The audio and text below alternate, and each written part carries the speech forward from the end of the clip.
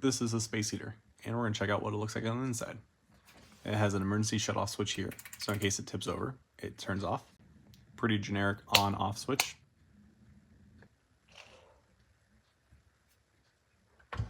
Starting from back of the space heater, we have the power cord going to the limit switch, which once depressed, it continues the continuity to the power switch. Once the power button is on, the heating element turns on, and so does the fan. From the back of the unit, the fan draws in cool air and pushes that air through the heating element, heating up the air, which causes the air to be hot. This is a temperature probe. Once this gets too hot, this metal up here expands, breaking the continuity between the two wires up here, thereby turning off the space heater.